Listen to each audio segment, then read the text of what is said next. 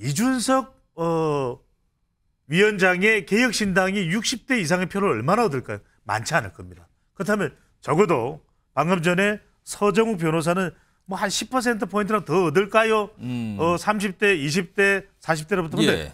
그 10%를 더 뜬다면 그건 만만치 않거든요. 노인 회장이 저렇게 발끈하셨지 바로 않습니까? 반응이 나왔단 말이에요. 그럼 이준석 대표는 그럼 그에 대해서 노인 회장과 토론을 하자고 제안할 겁니다. 그러면 이것들이 토론하자. 왜냐하면 이런 것들이 계속 스텝입니다. 그 이준석 그 대표는 이런 것들이 왜냐하면 지금 한 2주인가요? 한 주 동안 다 한동훈 뉴스로 도배가 된 상태이기 때문에 이 부분은 의도성이 있다. 그 부분까지 고려를 했다고 보시는 그렇죠. 거예요? 당연하죠. 이준석 개혁신당은 현재 65세 이상에게 제공되는 지하철 무상 이용 혜택을 폐지하겠습니다. 44년 전 공산국가였던 소련의 고연령층 무임승차 제도를 본따서 50% 할인 정책으로 시작했고 완전 무임으로 변경된 현재의 제도는 이제 수명을 다했습니다.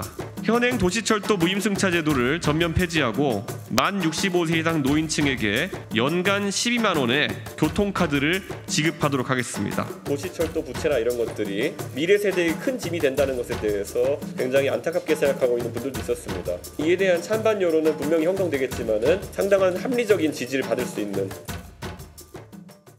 노인 무임 정차하고 지하철 적자와는 아무런 상관관계가 없다고 보고를 했는데 적자나는 요인을 노인한테다가 돌리는데 지하철 노조하고 박자를 맞추는 일이지 이동수단을 이용하는 사람한테만 혜택을 주어야 적재적소에 그게 효과를 볼 수가 있죠.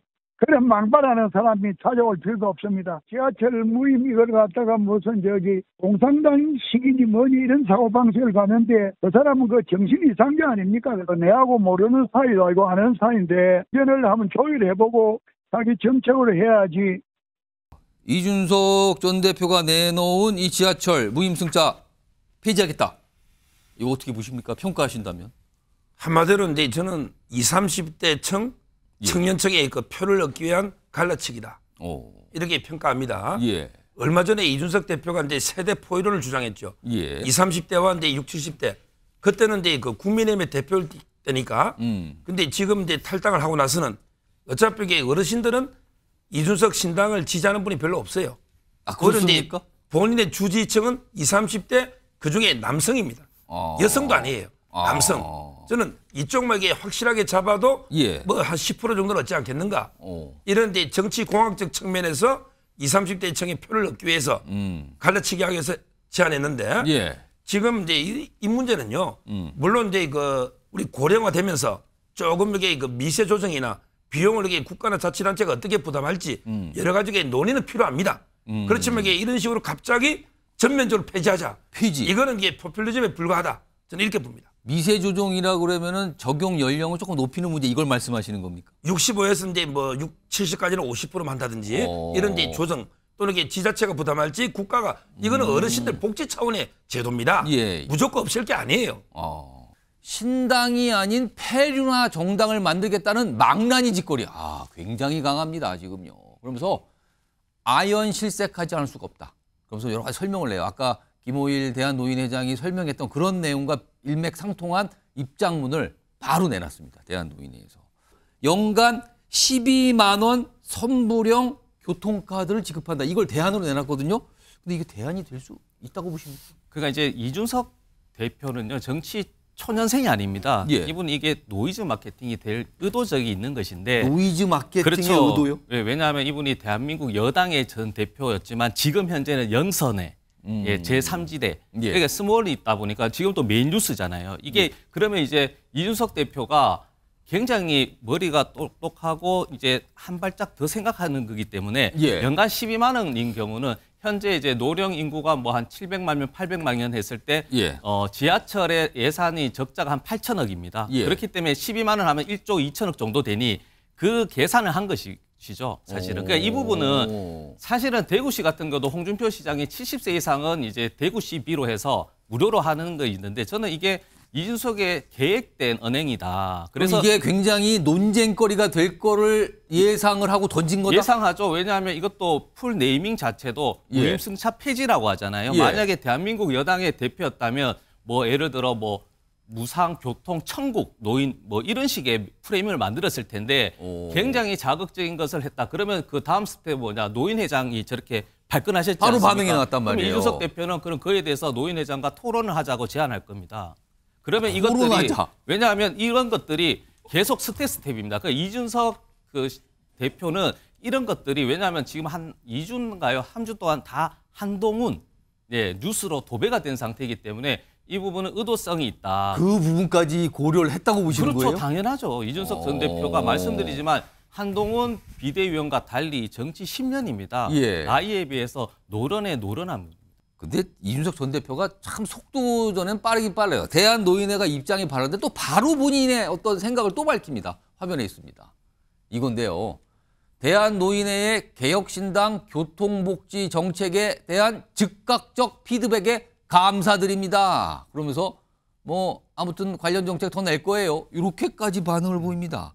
전형적인 예. 선거 전략적 표심 공략 전략이에요. 그럼 그 표심 공략의 대상은 20대, 30대, 40대 유권자죠. 예. 왜냐하면 50대는 곧 본인들도 혜택을 받으니까 50대 후반은 인식이 다를 겁니다. 그런데 예.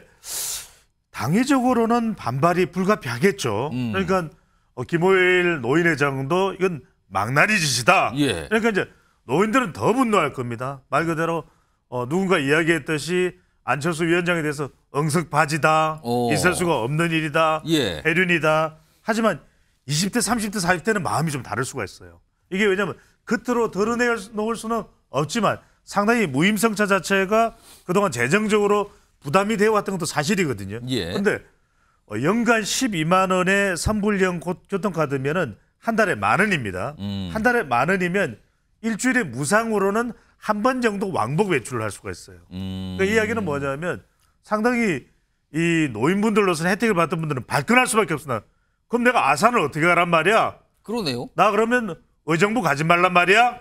이럴 수 있는데 그런 상황에서 반발은 하겠지만 이준석 위원장의 개혁신당이 60대 이상의 표를 얼마나 얻을까요? 많지 않을 겁니다. 그렇다면 적어도 방금 전에 서정욱 변호사는 뭐 한 10%포인트나 더 얻을까요? 30대, 20대, 40대로부터. 근데 예.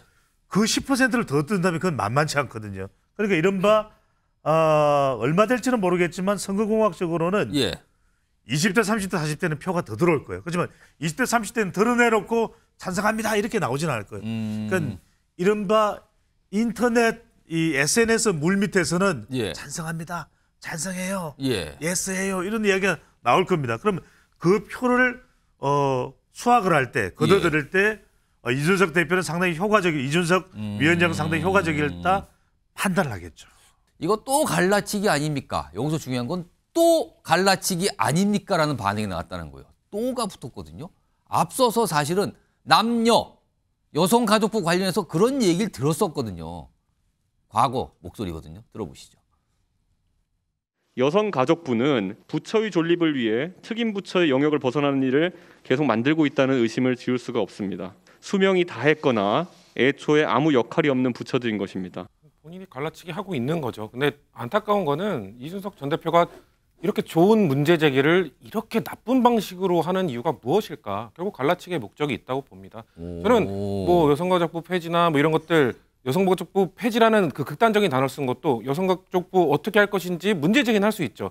이준석 전 대표가 항상 문제 제기하면 그 근본적인 문제 제기 얘기하면서 공감할 수 있는 얘기를 해요. 근데 방법론이 잘못됐다는 겁니다. 지금 그 무임승차 폐지도 문제 제기한 건 전 공감하는 부분도 있습니다. 뭐 예. 지역에 계신 분들, 역세권이 아닌 노인분들, 차별 문제 이거 바로 잡아야죠. 예. 뭐 그런 것도 있고 그러면은 기존의 제도는 유지하면서 차별받는 분들을 위해서 개선 이 얘기를 해야죠. 근데 그렇게 얘기하지 않는 거거든요. 그걸 뭐냐 이슈화 시키기 위한 겁니다. 지금 오늘 사실 민주당도 그렇고 국민의힘도 그렇고 정책 발표했거든요. 총선 정책. 오늘 사실은 저출산 정책들 그쵸. 다 발표했어요. 정책을 발표했는데 지금 중도 언론의 대표는 MBN의 첫 번째 이슈로 지금 이준석 전 대표를 다루고 있지 않습니까? 이게 다 가린 셈이 됐거든요. 그러니까 지금? 이걸 성공한 거죠. 그러니까 본인은 이거를 목적성을 갖고 한 겁니다. 저는 그래서 이게 매우 뭐 모르겠습니다. 이슈 파이팅에는 성공할지 모르겠으나 안 좋은 정말 나쁜 정치인 이유가 앞으로 이 문제 제가 아까 문제 제기에는 공감한다고 하지 않았습니까? 예. 이 문제 제기에 대해서 다시 논의하기가 힘들어질 수 있어요. 왜냐면은 이 이슈 자체가 오염되기 때문에 이 이슈를 얘기 꺼내면 뭐 노인 폄하 아니야? 노인 비하 아니야? 이렇게 몰고 갈 수가 있거든요.